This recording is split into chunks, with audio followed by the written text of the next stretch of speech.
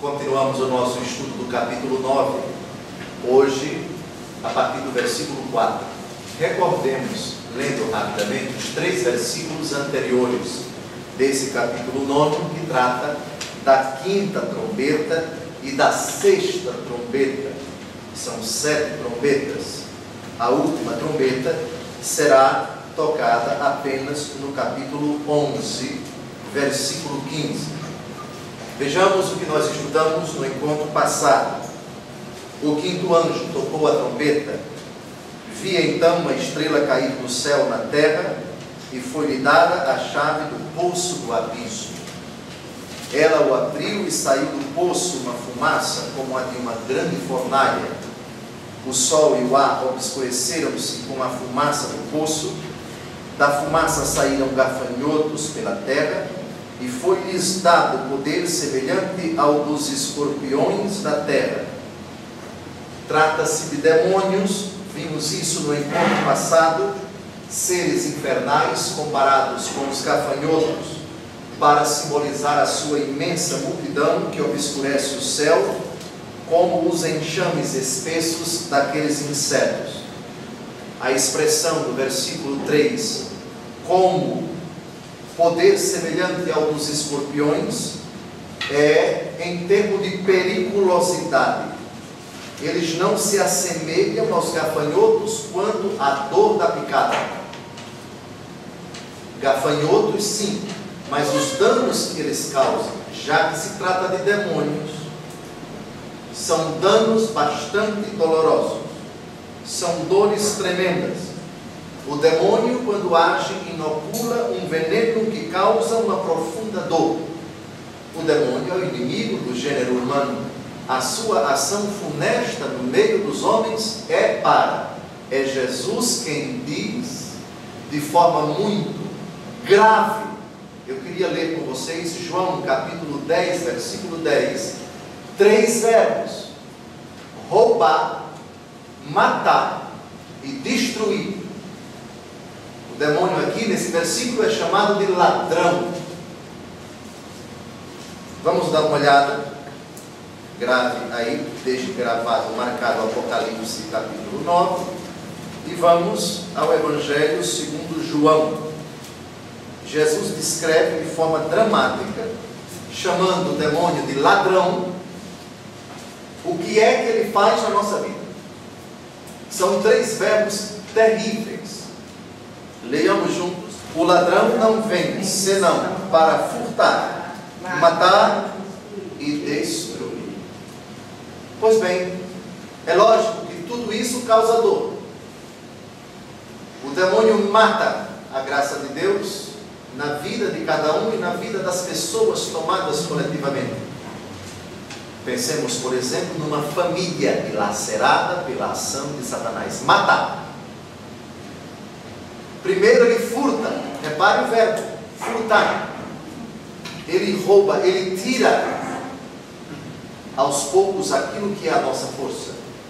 Ele tira Deus da nossa vida, ele tira a paz, ele tira a pureza, ele tira a justiça, ele tira a verdade. Furta, depois mata, depois destrói.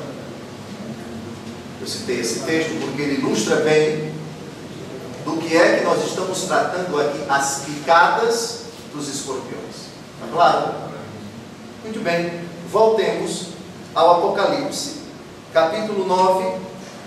Vamos continuar a ação desses seres infernais, assemelhados a gafanhotos quanto à aparência, mas as suas picadas são de escorpiões. Mas foi-lhes dito que não causassem dano à erva, verdura ou árvore alguma, mas somente aos homens que não têm o selo de Deus na fronte. Foi-lhes dito, não sabemos se o próprio Deus ou se um anjo mensageiro de Deus. Foi dado, portanto, um limite, foi delimitada a ação de Satanás. Dom José, por que a vegetação não foi atingida? Foi poupada. Na verdade, ela não foi poupada. Vire a página, capítulo 8. Vire a página, capítulo 8, versículo 7, e vejam por que os demônios não podem tocar na erva, na verdura ou árvore alguma, porque a vegetação já foi atingida. Leia o versículo 7 comigo. O primeiro anjo tocou, saraiva e fogo misturados com sangue foram lançados à terra, e queimou-se uma terça parte da terra, uma terça parte das árvores e toda a erva verde. O primeiro anjo, a primeira trombeta. Aqui os homens foram poupados e a vegetação foi atingida. Agora é o contrário. Os danos vão ser causados aos homens. Mas reparem, não são todos os homens. O demônio não tem poder nenhum para causar danos a quem não se expõe a ele. Não mexa com o demônio, e ele não mexe com você. Não se expõe ao demônio, e ele não tem nenhum poder sobre você. A igreja diz de forma muito sábia: fugir das ocasiões de pecado.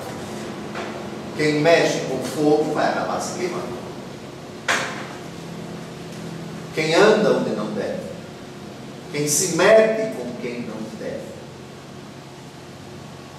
quem envereda por caminhos tortuosos, espinhosos, obscuros, esse vai ser atingido.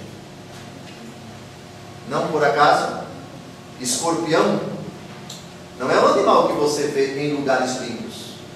Vocês veem que escorpião em lugares limpos e claros, arejados? Não. O escorpião parece que o seu hábito, o seu habitat, ele gosta de lugares escuros, úmidos e não muito limpos. E ele fica à espreita para pegar a sua presa. Muito bem. Vamos ao comentário desse versículo 4. Não é o verde da natureza, mas os homens, que é o alvo do seu ataque. Só os ímpios. Uma das consequências da condenação é também a autodilaceração. Contra os marcados, porém, os eleitos que contam com Deus, o inferno não tem nenhum poder. Já vimos no capítulo 7, versículos de 2 a 8, vamos repetir isto. Os que foram assinalados, os que integram aquele número simbólico de 144 mil, o número dos eleitos. Vi ainda outro anjo subir do Oriente, trazia o selo de Deus vivo, e pôs-se a clamar com voz retumbante aos 4 anjos, aos quais fora dado danificar a terra e o mar, dizendo: não danifiqueis a terra, nem o mar, nem as árvores, até que tenhamos assinalado os servos de nosso Deus em suas frontes. Pois bem, nós temos então uma humanidade dividida, uma parte assinalada na sua fronte, são os que pertencem ao Senhor. Esses não são tocados, esses não são atingidos, esses não são vitimados pela astúcia de Satanás. E temos os outros. Então vejam, os ataques de Satanás não são ataques indiscriminados contra toda a humanidade. Como descobrir naquela comunidade, naquele bairro, naquela família, naquele local, naquela região, naquela parte do mundo, quem são os atacados pelo demônio e os que não são? Você é de Deus? O demônio não toca você. O demônio não tem nenhum poder sobre você. Viva santamente e despreocupe-se com Satanás. Satanás não entra num coração que é cheio de Deus. Satanás não tem nenhuma força numa família que é de Deus. Pronto. Portanto, aqueles que superestimam a força, a influência de Satanás, como se ele tivesse um acesso à inteligência, à vontade dos santos, dos eleitos, dos piedosos, dos que temem a Deus, os que vivem na pureza, na verdade, na justiça, na obediência à palavra do Senhor. Isso é mentira, isso é gratuito, isso é inadmissível, isso é uma aberração, isso é inaceitável na palavra de Deus. Agora, tire Deus da vida de uma pessoa, ou ela se afaste do Senhor, esmoreça no dever de rezar, de se mortificar, de lançar mão daquilo que São Paulo diz da armadura do cristão, que vamos ler agora. Aí, esse é presa fácil. Vamos agora citar um texto da carta de São Paulo, grave, por favor, Apocalipse, capítulo 9. Finalmente, irmãos, fortalecei-vos no Senhor, pelo seu soberano poder. Revesti-vos da armadura de Deus, para que possais resistir às ciladas do demônio. Pois não é contra homens de carne e sangue que temos de lutar, mas contra os principados e potestades, contra os príncipes deste mundo tenebroso, contra as forças espirituais do mal espalhadas nos ares. Tomai, portanto, a armadura de Deus, para que possais resistir nos dias maus e manter-vos inabaláveis no cumprimento do vosso dever. Ficai alerta, a cintura cingidos com a verdade, o corpo vestido com a couraça da justiça e os pés calçados de prontidão para anunciar o Evangelho da paz. Sobretudo, embraçai o escudo da fé, com que possais apagar todos os dardos inflamados do maligno. Tomai, enfim, o capacete da salvação e a espada do Espírito, isto é, a palavra de Deus. Pronto. Essa é a única forma, de forma poderosa, de anular a força de Satanás. Não há dardo inflamado do maligno que possa atingir uma pessoa armada desta forma. Está claro? Agora, tirando isso, um ser humano sem esta armadura é o quê? É um país desprotegido. É um soldado sem armas.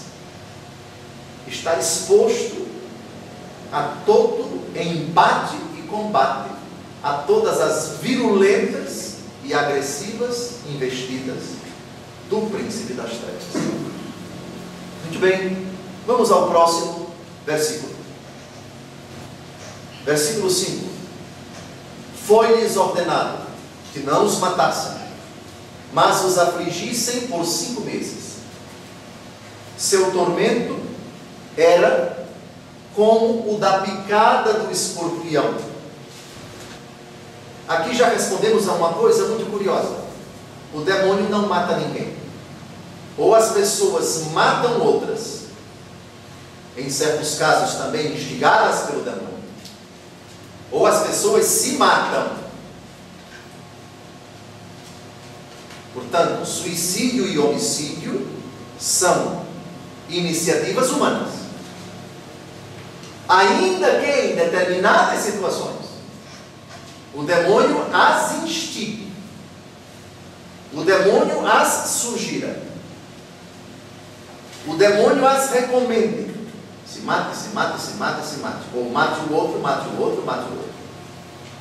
Lembrem-se que o homicídio sempre tem relação, ou quase sempre, com o ódio. E o ódio é demoníaco por antonomasia, é demoníaco por definição. O demônio é homicida. Muito bem. Então, também outra coisa muito importante aqui: o demônio forçou uma pessoa a matar outra, ou forçou uma pessoa a se matar. Isso não existe. O demônio pode convencê-las, pode também, num momento de fragilidade, de vulnerabilidade, suscitar na pessoa o desejo de, mas ele não tem poder de matar ninguém. Está claro? A morte ou suicídio, a morte do outro, homicídio, ou a morte de si, suicídio, é sempre uma iniciativa humana. Mas iniciativa humana que pode ter como uma eminência bárbara ali atrás, sussurrando, ou debilitando, ou atiçando, vamos chamar assim, o ser humano a cometer tais loucuras, tais insanidades. A limitação dos flagelos das 4 primeiras trombetas era apenas com relação ao espaço. Vamos dar uma olhada nas 4 primeiras trombetas para provarmos isto. As 4 primeiras trombetas, nós temos no versículo 7, terça parte da terra, terça parte das árvores, capítulo 8, versículo 7. Deem uma olhada agora no versículo 8, terça parte do mar. Então temos espaço, não é? Espaço. Terceira trombeta, versículo 10. Qual foi o prejuízo que ela causou? Versículo 11, terça parte das águas. Quarta trombeta, versículo 12. Quem foi prejudicado? Um terço da claridade, terço da noite, o sol, a terça parte do sol, etc. Muito bem, então nós temos espaço.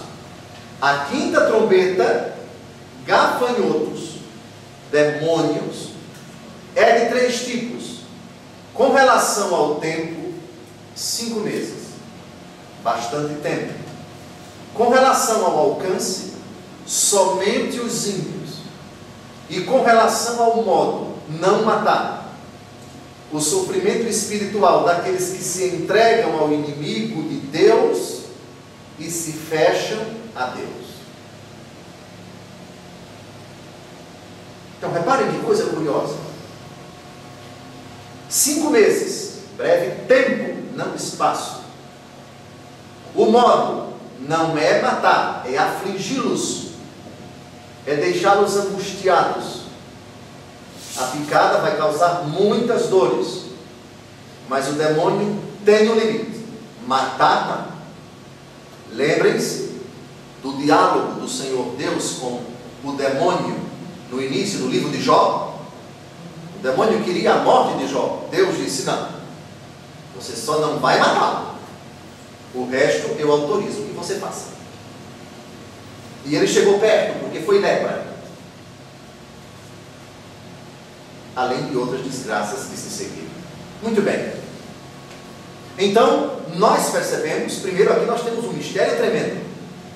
O Senhor concede ao poder das trevas essa ação de prejudicar, mas não é prejudicar a humanidade, a quem mexe com ele, a quem se envolve com ele, a quem se distancia de Deus. Enveredou por esse caminho, é um caminho perigoso. Tem volta, graças a Deus tem volta, é verdade. Mas mexeu com o demônio, expôs-se a ele, é um preço muito alto que se paga. E a nossa experiência possibilita tantos exemplos, tão abundantes exemplos, que eu não vou citar nenhum. Foi dado. De novo, nós percebemos, Deus é soberano, e diante dele, força nenhuma consegue subsistir por si mesma. O demônio não tem força própria. A força que o demônio tem foi dada por Deus a ele.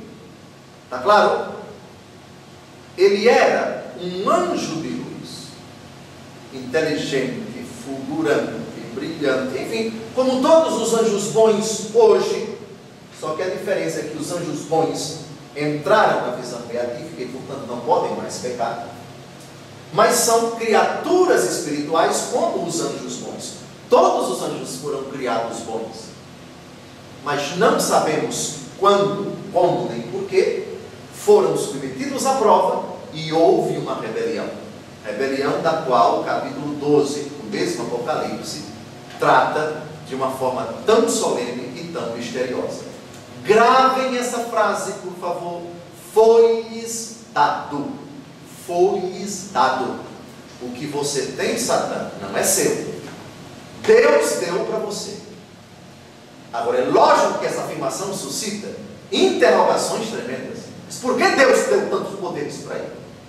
Por que Deus deu tanta ousadia para Satanás? Já respondemos a essa pergunta citando Romanos 8, 28. Deus coopera em tudo para o bem daqueles que amam a Deus. E lembro também, espero que vocês lembrem agora, para ganhar uma passagem de volta para Lagoas a pé, a 1 Coríntios capítulo 10, versículo 12 e 13. Deus é fiel, não permitirá que sejais tentados além das vossas forças, mas com a tentação, Ele vos dará forças para triunfar sobre elas. Lembram desse texto que nós comentamos sábado passado? Vale a pena olhar de novo, por favor? Esse texto é sempre recorrente, precisamos sempre citá-lo, porque ele é o contraponto para um versículo dessa natureza, que mostra uma coisa que nos espanta, que nos deixa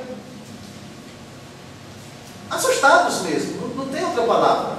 Foi-lhes dado, foi-lhes concedido, foi-lhes otorgado, foi-lhes ordenado. Não vos sobreveio tentação alguma que ultrapassasse as forças humanas. Deus é fiel, não permitirá que sejais tentados além das vossas forças, mas com a tentação Ele vos dará os meios de suportá-la e sairdes dela. Portanto, foi dado ao demônio, tem uma força tremenda, mas uma força limitada, e o demônio sabe, ao tentar um ser humano, ele tem um limite, e Deus é que sabe o limite de cada um. Eu citei aqui o limite de seu Brito, é diferente do limite da dona Cidinha. Deus é quem diz, o limite dela é esse, você só vai até aí. Já o limite dele é outro, você só pode ir até ali. E na hora em que a tentação vem também a graça para enfrentá-la e para vencê-la. Citamos isso no encontro passado, está claro? Muito bem, próximo versículo. Versículo 6. Naqueles dias, os homens buscarão a morte e não a conseguirão.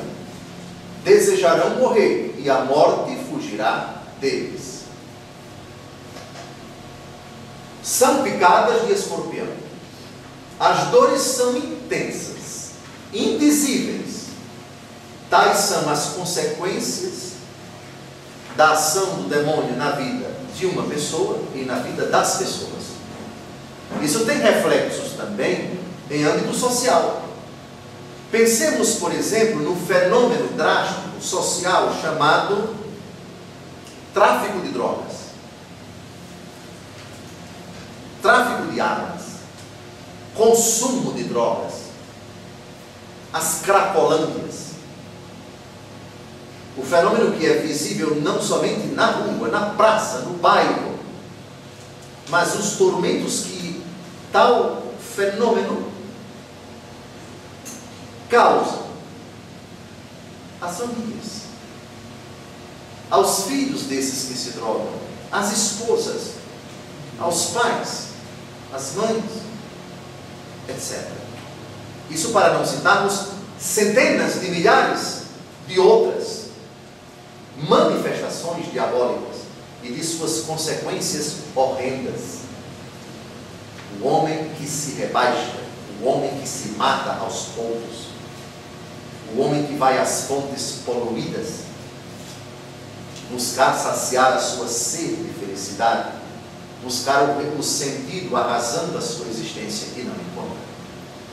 Pois bem, procurarão a morte, mas não a encontrarão. Essa expressão trata de um indescritível tormento espiritual, fruto da feroz ação demoníaca na vida dos ímpios. Aqui eu tenho que citar, vamos dar um saltinho no capítulo 12, por favor. É o capítulo nevrálgico do Apocalipse a respeito de Satanás, que já começa a aparecer aqui no capítulo 9. Mas no versículo 12 há uma palavra que me assusta. Eu não sei qual é a tradução usada pela Bíblia de Jerusalém. Quem tem a Bíblia de Jerusalém pode dizer se a palavra é furioso, porque no versículo 12 da Bíblia Ave Maria, nós temos o demônio partiu furioso, porque porque sabe que pouco tempo lhe resta. Vamos ler, quem tem a Bíblia Ave Maria, o versículo 12, Apocalipse 12. Por isso, alegrai-vos, ó céus, e todos os que aí habitais, mas ó terra e mar, cuidado, porque o demônio desceu para vós cheio de grande ira, sabendo que pouco tempo lhe resta. Volta atrás, eu pensei que era furioso. Grande ira também é a mesma coisa. Se está enormemente irado, está furioso. A tradução da Bíblia... Grande furor. Grande furor. Alguém tem outra tradução? Furioso. Mesma coisa, mesma coisa. Grande furor e grande ira, sinônimos. Agora reflitam isso. Volte para o capítulo 9. Volte. Feroz ação demoníaca na vida dos ímpios. Por favor. Dos ímpios. Dos ímpios. O demônio existe e tem força. Quer que ele não tenha nenhuma influência na sua vida, seja de Deus. Viva santamente. Seus pensamentos, suas palavras, suas atitudes, seja do Senhor.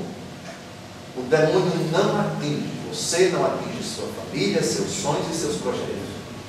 Agora, saiu disso, meu amigo. Aí é para valer. Aí o ataque é constante. E é para derrubar mesmo. Quais são os 3 verbos de João 10:10? Furtar, matar e destruir. É isso. Próximo versículo, por favor. O aspecto desses gafanhotos era o de cavalos aparelhados para a guerra. Nas suas cabeças havia uma espécie de coroa com reflexos dourados. Seus rostos eram como rostos de homem e se seguem. Cavalos preparados para a batalha. Lembram que ainda há pouco citamos o texto de São Paulo? A nossa luta não é contra a carne nem contra o sangue, mas contra os poderes deste mundo tenebroso, contra as potestades que habitam nos ares. Trata-se de uma batalha. Não é uma batalha onde há derramamento de sangue, nem morte do corpo. Eu repito, o demônio batalha conosco não é para nos matar fisicamente. Isso é bobagem para o demônio. Ele não quer isso. Pode acontecer que, já dominando, apropriando-se de uma alma, que certamente se entregou, ou se vendeu, ou se rendeu, enfim, por N motivos a Satanás, no auge do desespero, tal pessoa decida se matar. Lembrem-se que no capítulo 13 do Evangelho segundo João, um apóstolo permitiu que o demônio entrasse nele na hora da missa. Quem foi? Judas Iscariotes. O demônio entrou nele. Nós vamos ler esse texto na sexta-feira da paixão, de hoje há 5 dias, 6 dias. E depois o Judas se suicidou.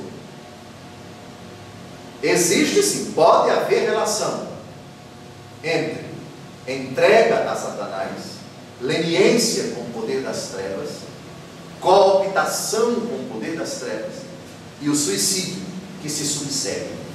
E temos uma prova, repito, Judas Iscariotes.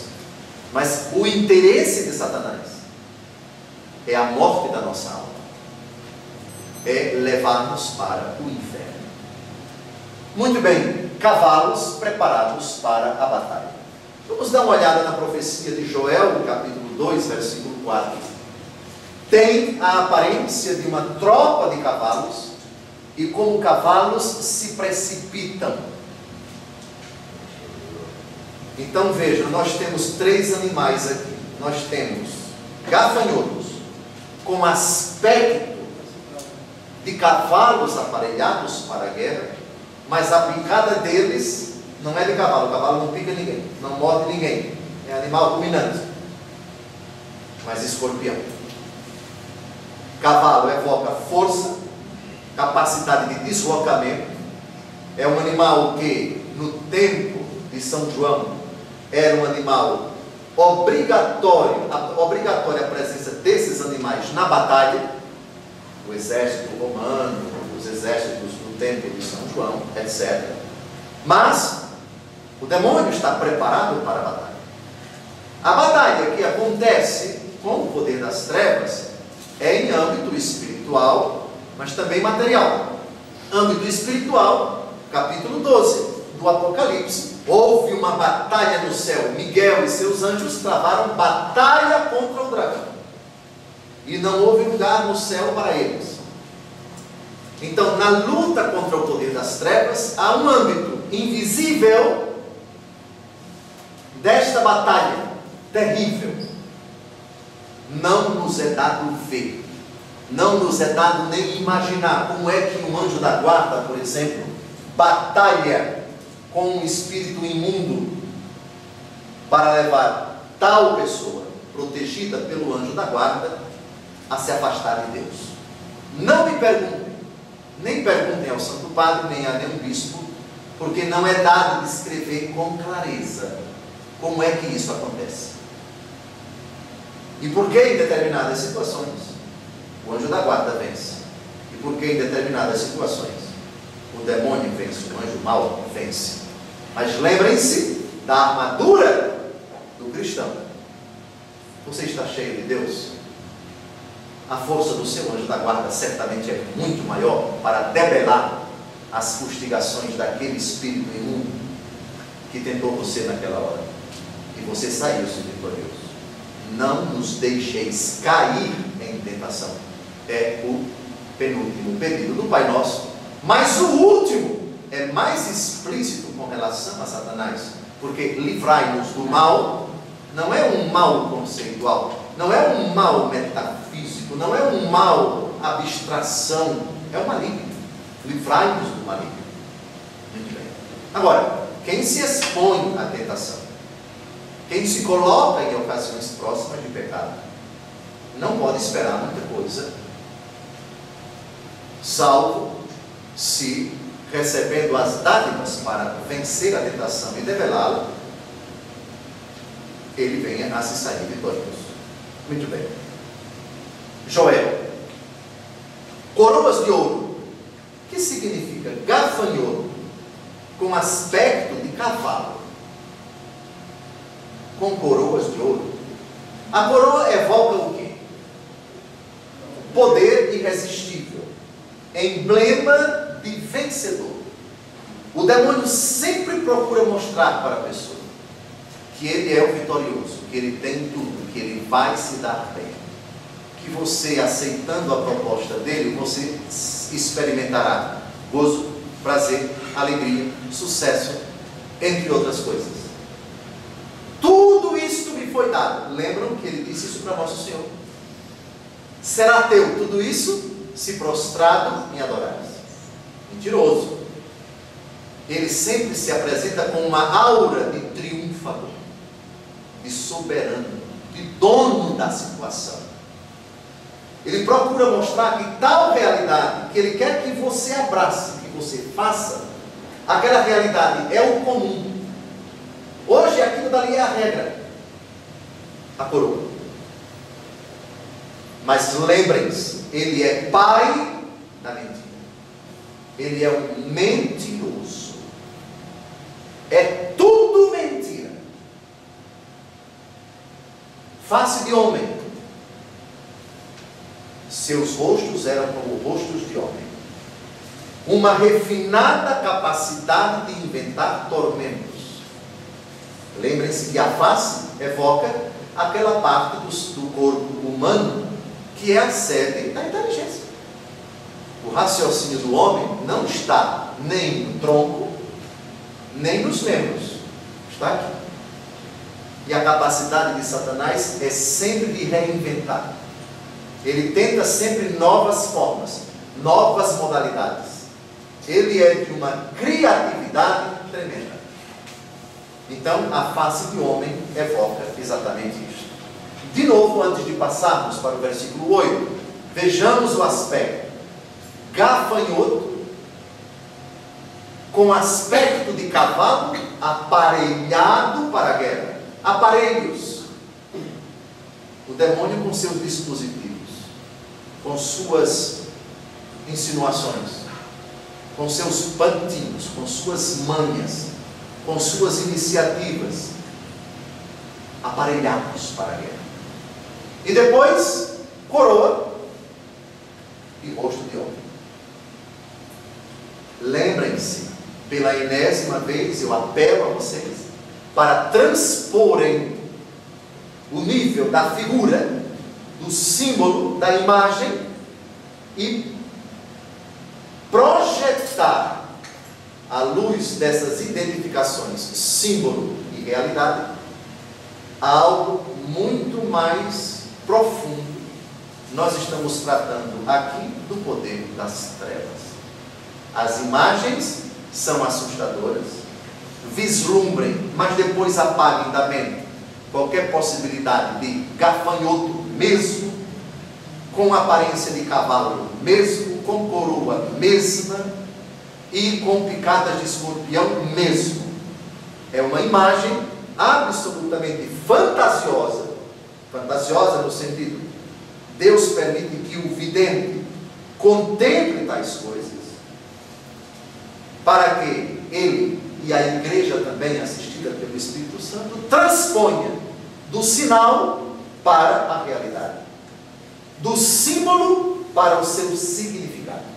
Isso é importantíssimo no Apocalipse, está claro? Aliás, já batemos isso tantas vezes, mas temos que bater, porque estamos diante de um livro cuja palavra-chave para uma reta interpretação, simbolismo. Apocalipse capítulo 1, voltemos a Apocalipse capítulo 1, versículo 20. Eis o simbolismo das 7 estrelas que viste na minha mão direita e dos 7 candelabros de ouro. As 7 estrelas são os 5 anjos das 7 igrejas e os 7 candelabros as 7 igrejas. Simbolismo, essa é a palavra. Voltemos ao Apocalipse capítulo 9, vamos ao versículo 8, por favor, Wellington. Seus cabelos como os de mulher e seus dentes como os dentes de leão. Ah, Dom José, eu fiquei agora indignado. Eu, mulher, estou aqui furiosíssimo, porque algo meu foi colocado nesse imbecil, nesse bandido que é o demônio. Bem, qual é o significado disso? Esta mulher não é mulher de verdade. Não são vocês, pelo amor de Deus. É alguém extremamente furiosa que aparece no Apocalipse. Dê uma olhada no capítulo 17. Capítulo 17, versículos de 1 a 4. E aí a gente vai descobrir porque nesses gafanhotos tem cabelo de mulher. Apocalipse 17, de 1 a 4. Veio então um dos 7 anjos que tinham as 7 taças e falou comigo: vem, e eu te mostrarei a condenação da grande meretriz. Atenção, gravem, que se assenta à beira das muitas águas, com a qual se contaminaram os reis da terra. Ela inebriou os habitantes da terra com o vinho da sua luxúria. Transportou-me então em espírito ao deserto. Eu vi uma mulher assentada em cima de uma fera escarlate, cheia de nomes blasfematórios, com 7 cabeças e 10 chifres. A mulher estava vestida de púrpura e escarlate, adornada de ouro, pedras preciosas e pérolas. Tinha na mão uma taça de ouro cheia de abominação e de imundícia de sua prostituição. O capítulo 17 fala do Império Romano. Roma Império, não cidade de hoje. Por favor, você que está me vendo pela internet, pare de fazer ilação gratuita dizendo que a Babilônia do tempo de São João é a Roma do dia de hoje, porque lá se encontra o Vaticano. Não seja indecente, não assassine o texto, não faça essa transposição ridícula e patética, porque o texto não se refere à cidade de Roma, mas ao Império Romano, cuja capital no tempo de São João era Roma. A Roma de hoje não tem só católicos, tem protestantes. Protestantes como alguns que interpretam erradamente esse capítulo. Meretriz, que se embriaga. Qual é o papel da meretriz? É oferecer o seu corpo, é seduzir as pessoas, é levá-las ao pecado e assim por diante. O Império Romano é chamado de meretriz, que vai ser castigada. Caiu Babilônia Grande, etc, etc. Ora, cabelos como os de mulher, ferocidade, mas também sedução. A meretriz, se ela não consegue seduzir os seus clientes, os homens a quem ela oferece prazer, sexo, ela simplesmente não vai conseguir o seu intento. O demônio é sedutor. É isso que significa cabelos como os de mulher. Está claro? Mas lembrem-se que no Apocalipse não só tem mulher prostituta. Deem uma olhada no capítulo 12, que tem outra mulher vestida de sol. É a igreja. E onde está a igreja está a bem-aventurada Virgem Maria. Essa não tem a aparência desta mulher do capítulo 17. O capítulo 17 é a mulher prostituta do Império Romano. A mulher do capítulo 12 é a igreja, que é vítima da perseguição de Satanás. Repare que no capítulo 17 nós temos fera e temos a mulher. A mulher assentada em cima de uma fera. São duas personagens, mulher e fera. Mas deixemos para explicar essa diferença quando chegarmos no capítulo 17. Está claro? Está claro? Joel, capítulo 1, versículo 6.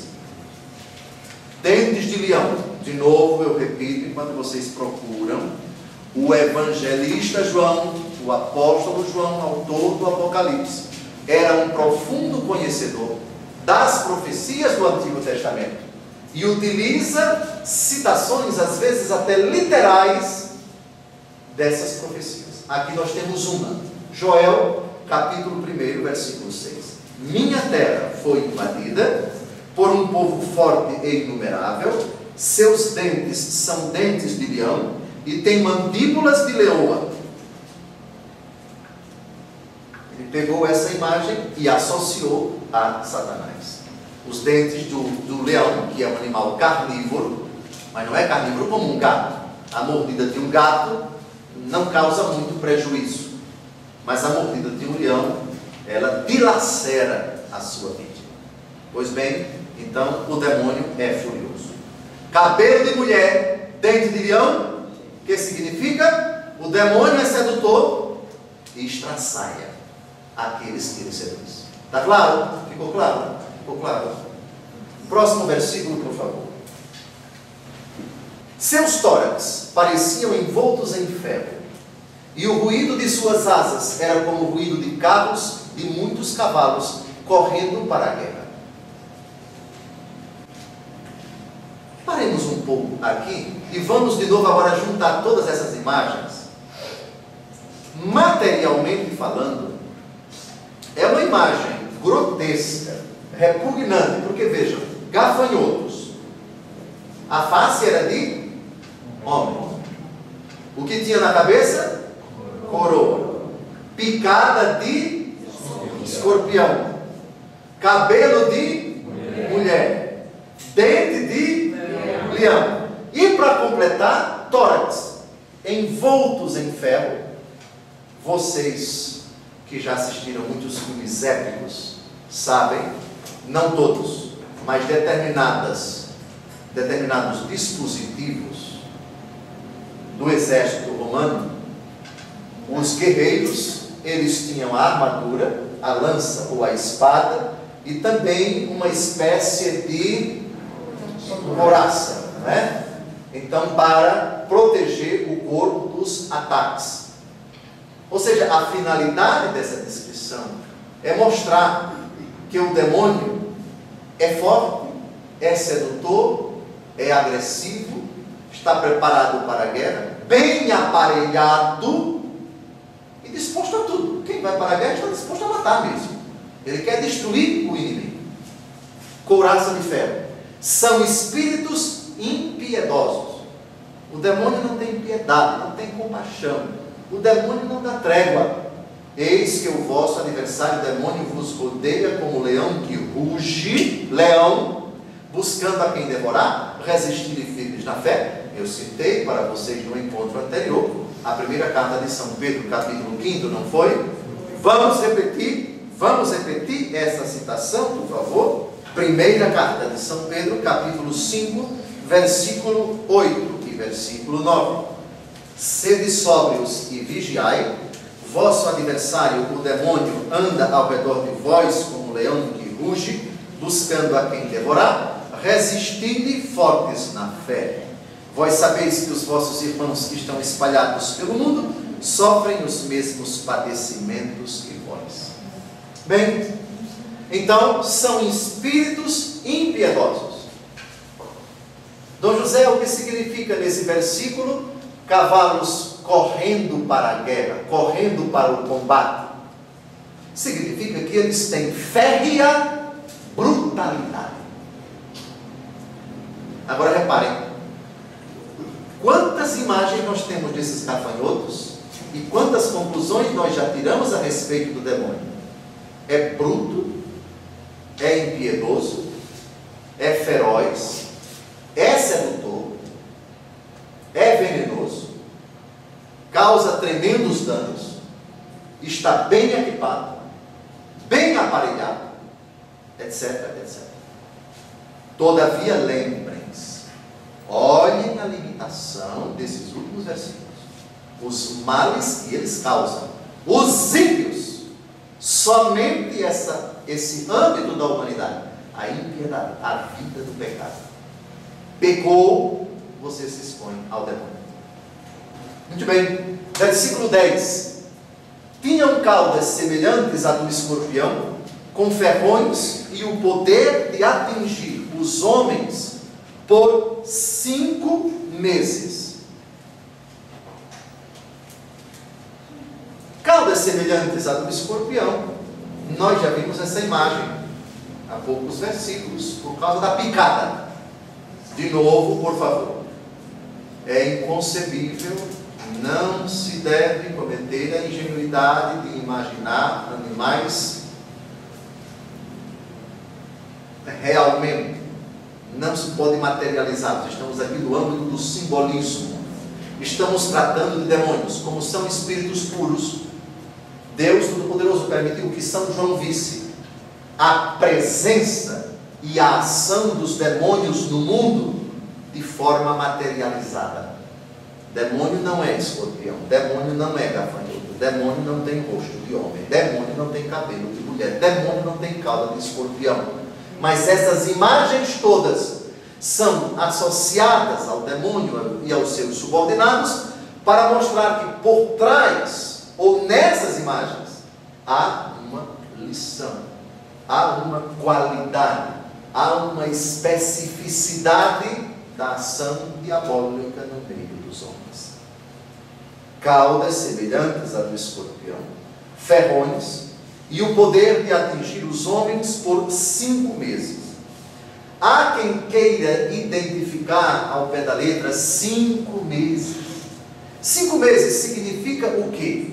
No Novo Testamento, 5 significa poucos, ou então alguns. Vamos dar uma olhada agora. Eu quero investigar com vocês primeiro os evangelhos e depois a primeira carta aos Coríntios, para a gente ver o significado do número 5. Por favor, nada de ao pé da letra. 144 mil, o número dos eleitos, não pode ser interpretado ao pé da letra.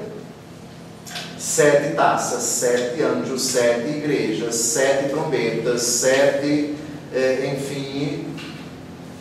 5 também tem um significado no Apocalipse. Vamos começar por Mateus 25, versículo 2. A nossa investigação agora é sobre o número 5 do livro do Apocalipse. Mateus 25, versículo 2. Vamos ler a partir do versículo 1. Então o reino dos céus será semelhante a 10 virgens, que saíram com suas lâmpadas ao encontro do esposo. 5 delas eram tolas e 5 prudentes. Ou seja, algumas eram tolas, algumas eram prudentes. Está claro? Versículo 15. Vamos ler a partir do versículo 14. O reino dos céus será também como um homem que, tendo de viajar, reuniu seus servos e lhes confiou seus bens. A um deu 5 talentos, a outro 2 e a outro 1, segundo a capacidade de cada um, depois partiu. Ou seja, a uns ele deu alguns, a outro deu um pouquinho menos, e a outros deu um pouquinho menos. Estamos aqui num gênero literário chamado parábola. E a parábola trabalha também muito com imagens. E como tal, a parábola não pode ser interpretada ao pé da letra. Muito bem. Pulemos agora para o Evangelho segundo Lucas. Lucas 12, versículo 6. Palavras de Nosso Senhor. Não se vendem 5 pardais por 2 asses? O que significa 5 pardais? Alguns pardais. Pule para o versículo 52. Pois de hora em diante haverá numa mesma casa 5 pessoas divididas, 3 contra 2 e 2 contra 3. Estarão divididos o pai contra o filho contra o pai, a mãe contra a filha contra a mãe, a sogra contra a nora e a nora contra a sogra. 5 pessoas divididas, algumas pessoas. O número 5 aparece também no capítulo 14 de São Lucas, Lucas 14, versículo 19.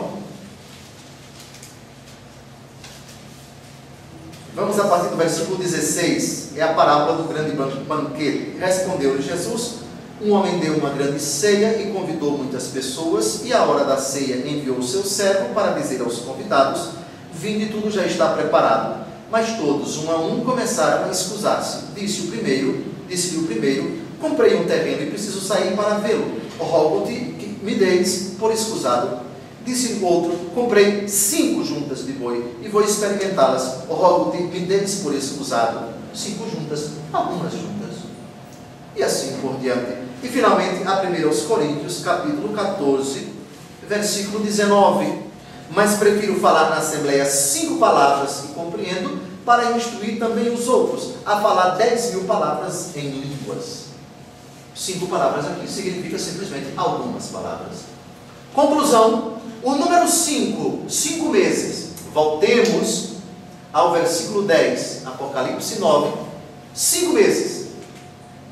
Um breve tempo. Um tempo breve.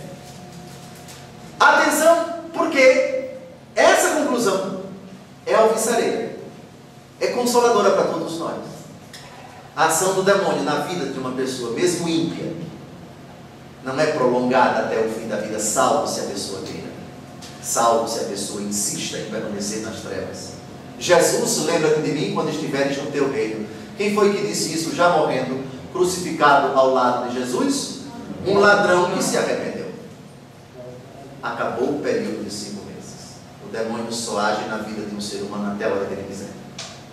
Porque se ele clamar por Jesus, se ele suplicar a graça de Jesus, se ele pedir a graça do arrependimento, Jesus, filho de Davi, tem compaixão de mim, Jesus imediatamente vem em seu auxílio e o cura, o salva, o liberta e perdoa os seus pecados. Se trata de católico, vai celebrar a reconciliação no sacramento da penitência. Vamos deixar o versículo 11 para o sábado, não é o próximo sábado, que é o sábado santo. Vamos estar aqui na vigília às 8 horas da manhã, para a grande vigília, mas de hoje a 15, com a graça de Deus, estaremos aqui novamente.